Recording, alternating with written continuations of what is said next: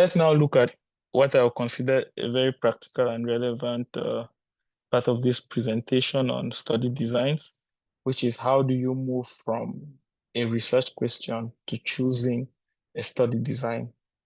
And there are 8 steps here that I've outlined. And these 8 steps should serve like some sort of algorithm to help you think very clearly about moving from an idea to choosing the study design that works for you, not just from the methodological aspect, but also from whether it's feasible, whether you can really practically do that.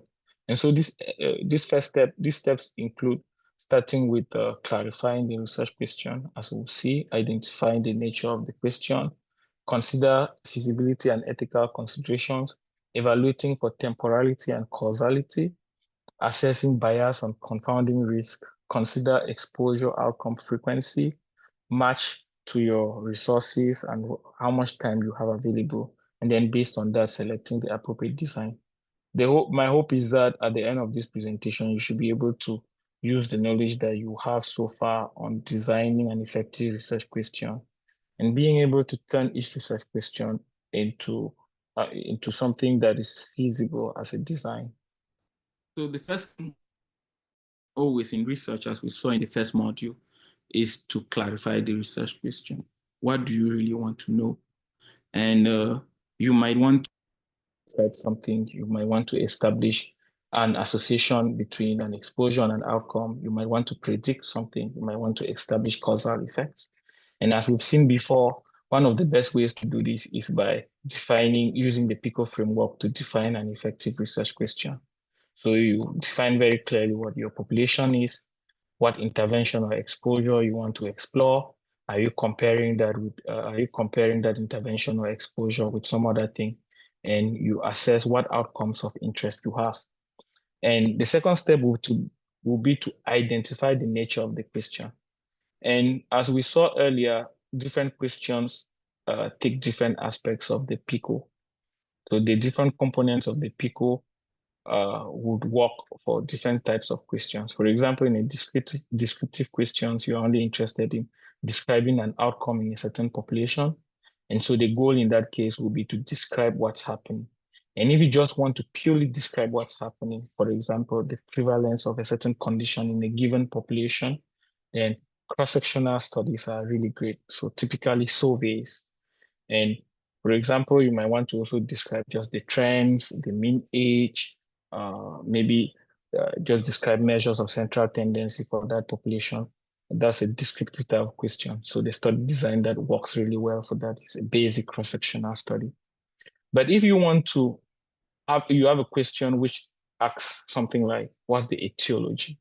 What's the risk? What's the cause? Then in that case, you want to select a population. You get those who are exposed versus those who are not, or those who have the condition versus those who are not, and assess a certain outcome, which could be a disease. And in some sense, identify whether there's an association between those predictors and the outcome of interest. And analytical cross-sectional studies might give you a hint. I'm just saying a hint because they are not really great at associations. They are the bare minimum. And as you move forward in terms of robustness, case control studies can do better, cohort studies much better, and probably the ideal way will be to do randomized control trial when the question is really looking at whether the exposure caused the outcome. Randomized control trials could be a great way to do it.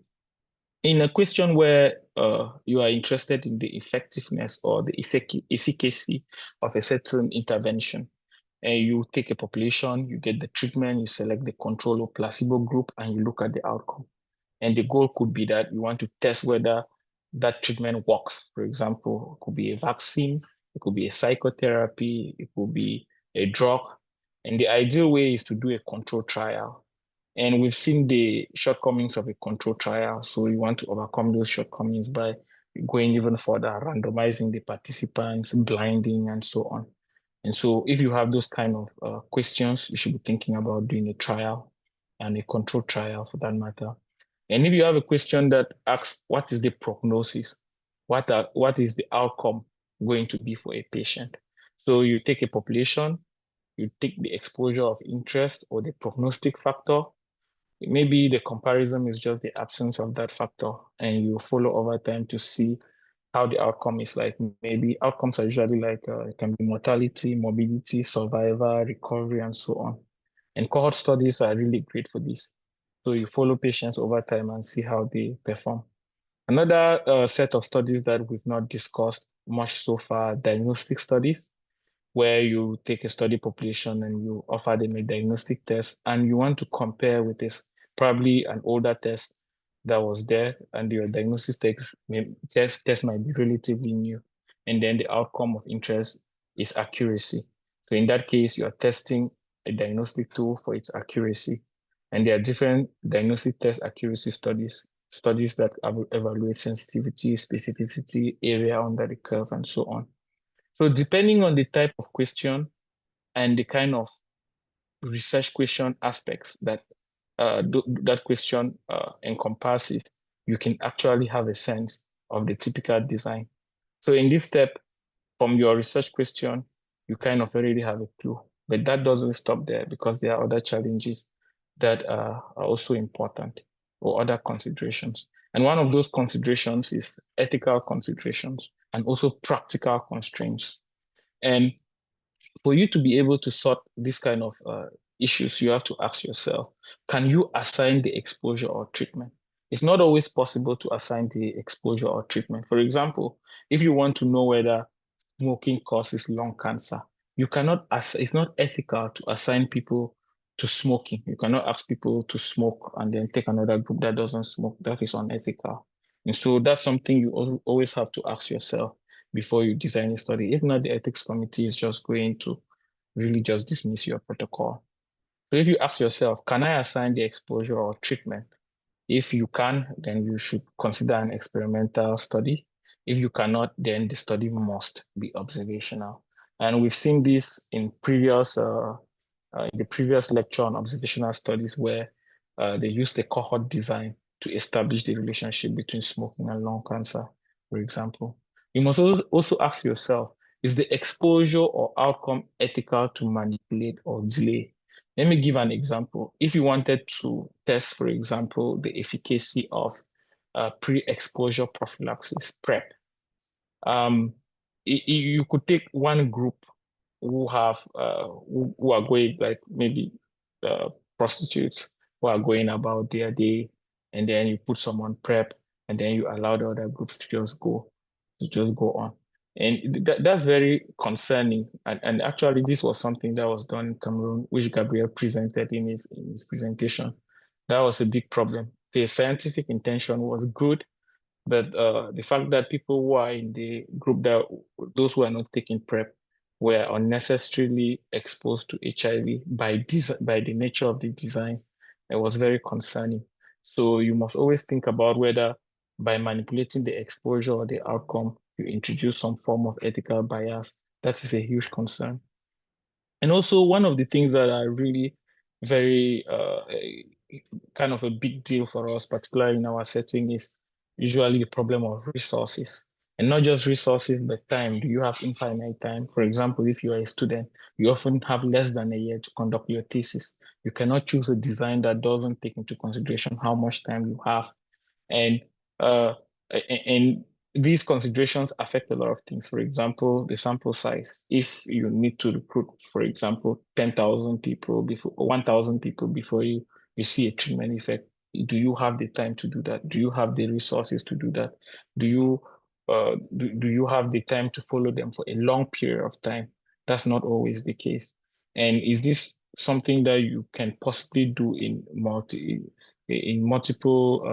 centers, multiple hospitals? To do that, you need resources. It takes a lot of time. So these are some of the constraints that you have to think about, and choose a study design that matches what is the resources that are available for you and within the time span that you have. The next step is to evaluate temporality and causality. These are very important concepts. As we saw in the earlier lectures, temporality just basically says, did the exposure come before the outcome? In your assessments, particularly if you are assessing causality or cause-effect relationship, you have to ensure that the exposure comes before the outcome. And so if that is the kind of question that you're interested in, which is kind of a causal question, then you must really evaluate robustly whether temporality and causality holds. So you ask yourself, do you need to establish that exposure proceeds before the outcome? If it does, then there are only two study designs that really do that very well. You have cohort studies and randomized control trials. If not, then you might maybe go with your cross-sectional study, your case control study, it might work. Do you want to infer causality? Do you want to, in your conclusion, do you want to conclude that something caused another thing or that one treatment is actually effective? For you to infer causality, you know that the gold standard for inferring causality is randomized control trial. Cohort studies give you a little bit of approximation of causality, but they are not as robust because of the many issues. For example, the biases that come from selection, the biases that come from confounding, and you've seen that randomization kind of help with those issues. So that's why a randomized control trial is really the gold standard for establishing causality. You might have also a small hint of causality in case control studies, but they are really not what you should think about if you're thinking about inferring causality. So this temporality is just a small aspect of causality in itself. So it doesn't end there. There is this criteria called the Bradford-Hills criteria for evaluating the strength of causal claims. So before you even design your study, you must think about certain things like the biological plausibility of your theory, whether there is some form of dose response relationship between the exposure and the outcome. Think about the strength of the association. Think about whether there is that temporality. So it doesn't end with just looking at temporality when it comes to inferring causality. There are other criteria. We'll cover the Bradford-Hills criteria in a future lecture, but this is something that you should think about when you think about causality. In the next step, you want to assess for bias and confounding. We've spoken a lot about this in the earlier slides and in the previous talks. And one of the ways that you deal with this very, very well is by randomizing the participants, by sharing these biases and this risk between the two groups. And if you can randomize, this will be ideal. And so by randomizing, you take away those effects that can kind of introduce noise in your assessment of the treatment effects. If it's an observational study, you have to look for other ways that you handle confounding or these biases. And one of the ways is by doing matching, right? You can match people by sex, match by age, and or by other demographic or other parameters. You can also do some stratification, or you can solve this in regression analysis. And I'm sure most people are very familiar with how confounding is kind of solved in regression analysis, multivariable regression analysis to be precise. So you introduce the other variables that are potential confounders as covariates in your model, and so somehow you adjust for them. So there are other considerations that are very important when you're thinking about bias and confounding. And if you think about some particular kinds of bias, like for example, recall bias, you should think about how that influences you. And you have recall bias a lot in case control studies. You must be thinking about this as one of the limitations. Selection bias is kind of there in almost all study design, but you kind of resolve this very well by randomizing people. So all studies that are non-randomized are likely to have the problem of selection bias. One of the issues that cohort studies have is that they also have this issue of loss to follow up. So patients might move out of that geographical area. They might just decline to show up for the study and so on. So that introduces some bias as well that you must take into consideration in your design and the implementation of your study. The next step, you must consider whether the exposure or the outcome, the rarity of those aspects. If the outcome is rare, you want to go with a case control study because you start the study by selecting the cases. So you are already selecting enough people. You're starting by design, you're starting with selecting a sufficient number of cases. So if those cases are rare, then you solve that problem by starting really from the beginning with those rare cases.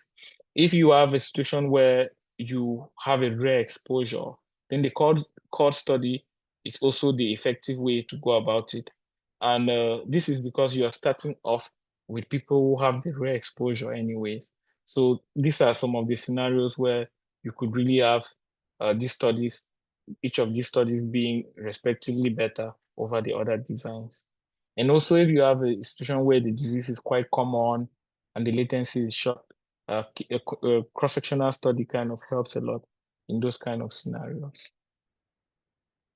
In the seventh step, you also have to consider resources. We've seen this before, but from a very general perspective, if you have very limited time, very limited funding, particularly students, you might want to do something more simpler like a cross-sectional study, case control study.